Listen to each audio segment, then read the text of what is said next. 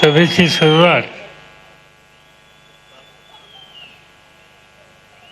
शहराच्या अध्यक्षा वंदनाताई आणि पिंपरी चिंचवडचे अध्यक्ष संजय वाघिले यांनी माझा आणि छगन भुजबळ यांना पुणेरी पगडी देऊन आमचं स्वागत केलं.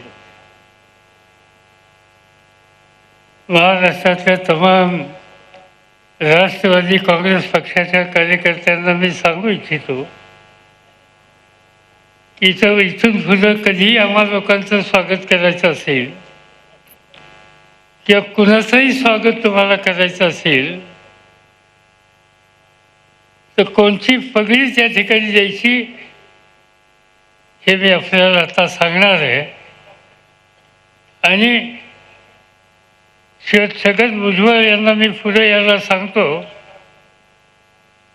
वंदनाताई आणि संजोग यांनाही सांगतो की जी पगडी मी त्यांच्या हातात देईन तीच पगडी इथून पुढं आपल्या सगळ्या कार्यक्रमामध्ये वापरली गेली पाहिजे.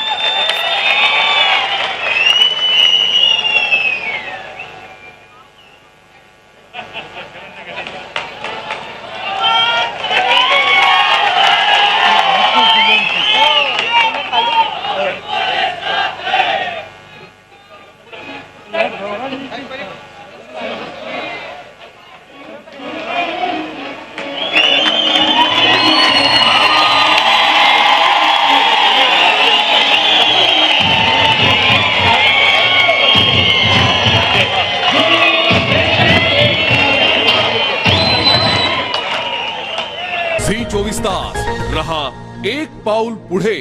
व्हिडिओ काळजीपूर्वक बघितला ना मित्रांनो. शरद पवार यांनी स्पष्टपणे सांगितलं की इथून पुढे पुणेरी पगडी वापरायची नाही तर महात्मा फुलेंची पगडी वापरायची. मात्र हे सांगताना सुद्धा शरद पवार यांच्यासारख्या जाणत्या नेत्याने मोठी चूक केलेली आहे. कारण महात्मा फुले जे वापरायचे त्याला पगडी म्हणत नाही तर त्याला पागोट म्हटलं जातं. मात्र द्वेष पसरवण्याच्या उद्देशानं केलेलं विधान हे चुकीचंच असतं आणि हे पवारांच्या लक्षात आलंच नाही की आपण एक चूक केलेली आहे. खरं तर या विधानामध्ये पवारांनी दोन चुका केलेल्या आहेत. फुलेंच्या पगडीला पागोट म्हटलं नाही ही पहिली चूक आणि यातून जातीय वाद पसरवला ही सगळ्यात मोठी चूक नव्हे, हा सगळ्यात मोठा गुन्हा, हे सगळ्यात मोठं पाप जे शरद पवार आपल्या संपूर्ण राजकीय कारकिर्दीत करत आलेले आहेत. मध्यंतरी शरद पवार यांनीच पुढे येऊन पत्रकारांसमोर पत्रकार परिषदेमध्ये एक प्रश्न विचारला की मी महाराष्ट्रामध्ये जातीय वाद पसरवला, याचं एक उदाहरण तरी दाखवून द्या. चला आजच्या व्हिडिओमध्ये एक नाही अनेक उदाहरणं आपण बघूया. शरद पवार यांनी महाराष्ट्राच्या राजकारणामध्ये, महाराष्ट्राच्या सामाजिक सलोख्यामध्ये जातीय वाद कसा पेरलेला आहे, कशी विषवल्ली पोचलेली आहे. मूळ मुद्द्याला, मूळ विषयाला सुरुवात करण्या अगोदर एक छोटीशी विनंती. शरद पवार यांच्यासारख्या नेत्यांनी महाराष्ट्राच्या सामाजिक सलोख्यामध्ये जो जातीय वाद पसरवला आणि हिंदूंमध्ये फूट पाडण्याचा प्रयत्न केला, त्याची दुरुस्ती म्हणून हिंदूंची एकजूट वाढवण्याचा संकल्प प्रपंच परिवाराने हाती घेतलेला आहे. आणि म्हणूनच यासाठीच तमाम हिंदू माता बंधू भगिनी यांच्यासाठी हिंदू प्रपंच हे प्रपंच परिवाराचं नवकोरं युट्यूब चॅनल सगळ्यांच्या सेवेत सादर केलं गेलं आहे, ज्याची लिंक या व्हिडिओच्या डिस्क्रिप्शन बॉक्स मध्ये दिलेली आहे. लिंकला क्लिक करा आणि हिंदू प्रपंच या युट्यूब चॅनलला सुद्धा सबस्क्राईब करा. अजून जर तुम्ही महाप्रपंच या युट्यूब चॅनलला सबस्क्राईब केलं नसेल तर लगेच सबस्क्राईब करा. सोबतच बेल आयकॉन सुद्धा प्रेस करा, म्हणजे राजकीय विश्लेषणाचे आमचे नवनवे व्हिडिओज सगळ्यात अगोदर तुमच्यापर्यंत पोहोचतील. आता मूळ मुद्द्याकडे, मूळ विषयाकडे जाऊया आणि बघूया शरद पवार यांनी महाराष्ट्रामध्ये जातीय सलोखा बिघडवण्यासाठी जातीय वाद आणि जातीय द्वेष कसा निर्माण केलेला आहे. आणि शरद पवार यांनी जो प्रश्न केलेला आहे की मला एक तरी उदाहरण दाखवा की मी महाराष्ट्रामध्ये जातीय वाद केलेला आहे, तर चला एक नाही अनेक उदाहरणं आज आपण तपासून बघूया. तर थेट मुद्द्याला सुरुवात करूया. राजसाहेब ठाकरे वारंवार आपल्या सभांमधून आणि पत्रकार परिषदांमधून एक गोष्ट सातत्याने सांगत आलेले आहेत की महाराष्ट्रामध्ये जेव्हा राष्ट्रवादी काँग्रेसचा जन्म झाला तेव्हापासूनच महाराष्ट्राचं जातीय समीकरण बिघडत गेलं आणि महाराष्ट्र महाराष्ट्रामध्ये जातीयवादाचं विष पेरलं गेलं आणि हे कार्य शरद पवार यांनीच केलेलं आहे. शरद पवार यांनीच महाराष्ट्राचा जातीय सलोखा बिघडवलेला आहे आणि जातीयवाद वाढवलेला आहे असा गंभीर आरोप अनेकदा राजसाहेब ठाकरे यांनी शरद पवार यांच्यावर केलेला आहे. आणि यामध्ये खरंच तथ्य आहे, सत्य आहे हे आजच्या व्हिडिओ मधून तुम्हाला सहज जाणवेल. मित्रांनो, राज ठाकरे यांनी शरद पवार यांच्यावर जातीयवाद केला अशी जी टीका केली त्या टीकेने शरद पवार कमालीचे अस्वस्थ झाले आणि शरद पवार कमालीचे व्यथित झाले आणि या व्यथितपणातून, या निराशेतून शरद पवार यांनी मी कधी जातीयवाद केला हो याचे पुरावे द्या ना असं म्हणत राज ठाकरे यांच्यावर आगपाखड केली. पण शरद पवार यांचा जातीयवाद सगळ्या जगाला माहीत आहे आणि तो पुन्हा एकदा जर शरद पवार यांना जाणून घ्यायचा असेल तर चला सुरुवात करूया. आणि सुरुवात तुम्ही आता जो व्हिडिओ बघितला तिथपासूनच करूया. पुण्यामध्ये पगडी बदलायची वेळ आलेली आहे, त्यामुळे इथून पुढे पुणेरी पगडी ऐवजी महात्मा फुलेंची पगडी वापरा असं शरद पवार बोलले. मात्र महात्मा फुले पगडी नव्हे पागोट वापरू होते. फुलेंची पगडी विरुद्ध पुणेरी पगडी असा नवा वाद हे जातीयवादाचंच लक्षण नाही का? अगोदर छत्रपती पेशव्यांची नेमणूक करायचे आणि आता पेशवे छत्रपतींची नेमणूक करायला लागलेले आहेत अशी टीका सुद्धा शरद पवार यांनी केलेली होती. म्हणजेच कोल्हापूरचे जे राजे आहेत त्यांना राज्यसभेची खासदारकी भाजपने देऊ केली, त्यावर टीका करायची म्हणून शरद पवार यांनी असं सांगितलं की बघा बघा, पेशवे आता इथून पुढे छत्रपतींची नेमणूक करायला लागलेले आहेत. हे जातीयवादाचं लक्षण नाही का? ओबीसी, मराठा, ब्राह्मण यांच्यामध्ये वाद घडवून आणणारे शरद पवारच आहेत. कारण शरद पवार गटाचे तालुका अध्यक्ष ऋषिकेश बेत्रे यांनी अंतरवाली सराटीमध्ये दगडफेकीला सुरुवात केली. या पलीकडे जाऊन शेतकऱ्यांच्या बाबतीमध्ये, शेतकऱ्यांचे प्रश्न हाताळणाऱ्या नेत्यांमध्ये सुद्धा जातीयवाद कसा वाढेल याचाच प्रयत्न शरद पवार यांनी केला. मध्यंतरी राजू शेट्टी यांनी शेतकऱ्यांसाठी आंदोलन केलं होतं, ज्यावर टीका करण्यासाठी शरद पवार यांनी पुन्हा एकदा जातीचं शस्त्र उगारलं. ऊस हा आम्हा मराठ्यांच्या शेतकऱ्यांचं पीक आहे, मग तो जैन असलेला राजू शेट्टी शेतकऱ्यांसाठी कसलं आंदोलन करतोय हो असं म्हणत परत एकदा जैन आणि मराठी यांच्यामध्ये जातीयवाद करण्याचा यांनी प्रचंड प्रयत्न केला. समर्थ रामदास स्वामी आणि दादोजी कोंडदेव यांच्याविषयी वादग्रस्त विधानं करत मराठा ब्राह्मण हा जातीयवाद पवारांनीच सुरू केलेला आहे. राष्ट्रवादी काँग्रेसमध्ये असताना अमोल मिटकरी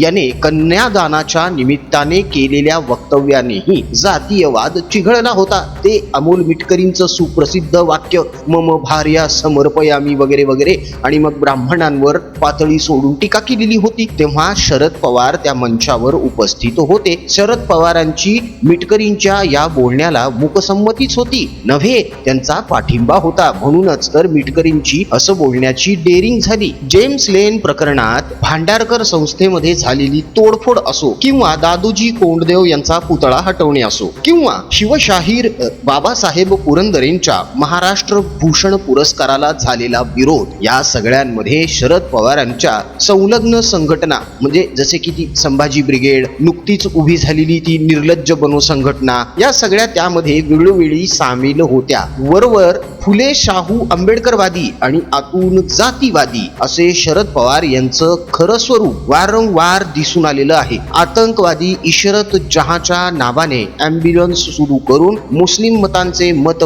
पक्के करणे हा जातीयवाद पवारांनीच केला नाही का? मराठवाडा विद्यापीठाच्या नामांतराच्या आंदोलनासंदर्भातही शरद पवार यांनी सवर्ण दलित हा जातीयवाद पेरला आणि मग निवडणुकीला सामोरे गेले. संभाजी ब्रिगेड, मराठा सेवा संघ यांसारख्या पवारांच्या संलग्न संघटना मराठा ब्राह्मण हा जातीयवाद निर्माण करण्यासाठी आणि तो वाढवण्यासाठीच निर्माण केल्या गेल्या. पवारांच्या उपस्थितीमध्ये ज्ञानेश महाराव सारख्या नालायक माणसाने श्री स्वामी समर्थ आणि प्रभू श्रीराम यांच्या विषयी गरळ ओकणे हा सुद्धा जातीयवादाचाच भाग होता. शरद पवार यांच्या उपस्थितीमध्ये या लोकांचं असं बोलण्याचं धाडस होतं. शरद पवार यांच्याच उपस्थितीमध्ये यांच्याच एका भामट्या कार्यकर्ता नेत्याने असं विधान केलं की शरद पवार यांनी बारामतीमध्ये 1.5 दिवसाचा गणपती बसवला. त्या 1.5 दिवसाच्या गणपतीची इतकी प्रसिद्धी झाली की लोक म्हणायला लागली 1.5 दिवसाचा गणपती दूध पिऊ लागला आणि अचानक एक दिवस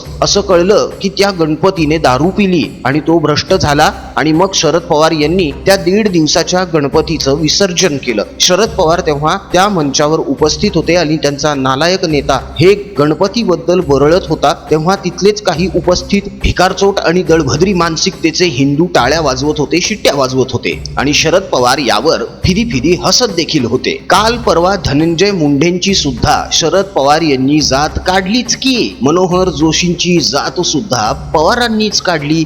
देवेंद्र फडणवीस यांची जात तर रोजच काढली जाते. रमजान मध्ये टोप्या घालून इफ्तार पार्ट्या करता येतात, पण दगडूशेठ गणपतीच्या दर्शनाला जाऊन मटण खाऊन आलोय असं म्हणून हातही न जोडता तिथून शरद पवार निघून जातात. हे जातीयवादाचंच लक्षण नाही का? एका तासात राज्यातले ब्राह्मण संपवतो असं बोलणारा मनोज जरांगे यांचा समर्थक किंचक नवले हा शरद पवार यांच्या राष्ट्रवादी गटाचा रोहित पवार यांच्या नेतृत्वाखालचा कार्यकर्ता आहे, ज्याला 3.5 मिनिटात ब्राह्मण संपवतो असं म्हटल्यामुळे अटक झाली आणि रोहित पवार यांनी त्या किंचक नवलेची भलावण केली, पाठराखण केली आणि त्याला जामीन मिळवून दिला. उघड ब्राह्मणांना 3 मिनिटात संपवण्याची भाषा यांच्या गटातल्या कार्यकर्त्यांची, नेत्यांची होते. हा जातीयवाद नाही का? शरद पवार यांना समर्थन नाही असं आपण कसं म्हणू शकतो? कारण शरद पवारांचा नातू यांनीच त्या जातीयवादी विधान करणाऱ्या कार्यकर्त्याची जामीन दिली. राम मंदिर उद्घाटनाचं आमंत्रण असून सुद्धा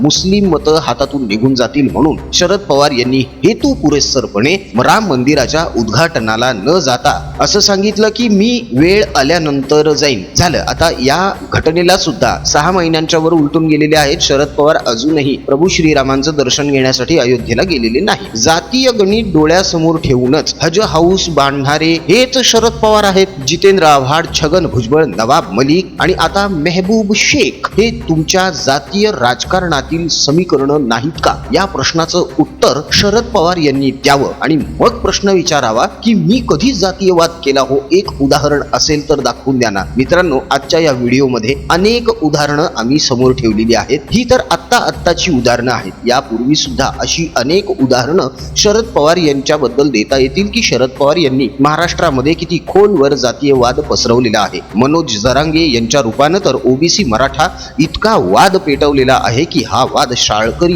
मुलांपर्यंत सुद्धा पोहोचलेला आहे. हो, मध्यंतरी न्यूज चॅनल्स वरून सुद्धा एक व्हिडिओ प्रसारित झालेला होता की शाळेतल्या चिमुकल्या मुली सांगत होत्या की मराठा मैत्रिणी आमच्याशी बोलत नाहीत, त्या सरळ म्हणतात की तुम्ही आमच्या जातीच्या नाही आहात, आमच्यासोबत खेळायला येत जाऊ नका. विचार करा मित्रांनो, चिमुकल्या लहान चिमुरड्यांच्या मनामध्ये असले विचार पेरले जात आहेत. यातून काय सिद्ध होणार आहे आणि याने महाराष्ट्राची प्रगती होणार आहे का? जातीमध्ये वाद पेटवून हिंदूमध्ये फूट पाडण्याचं जे पाप शरद पवार यांनी केलेलं आहे, कदाचित त्याचंच फळ म्हणून इतकं प्रदीर्घ राजकारण केल्यानंतर सुद्धा उतार वयामध्ये त्यांना त्यांचा पक्ष फुटलेला बघावा लागला. आयुष्यभर ज्या पवारांनी इतरांची घरं फोडली, पक्ष फोडले, उतरत्या वयामध्ये नियतीने सूड उगवला, नियतीने त्यांच्या कर्माचं फळच त्यांना दिलं असं म्हणावं लागेल की उतरत्या वयामध्ये शरद पवार यांचा पक्ष फुटला आणि आपल्या लेकीच्या राजकीय भविष्यासाठी वयाच्या 84व्या वर्षी देखील त्यांना वणवण भटकावं लागतंय. शरद पवार यांनी जातीयवाद केला आहे की नाही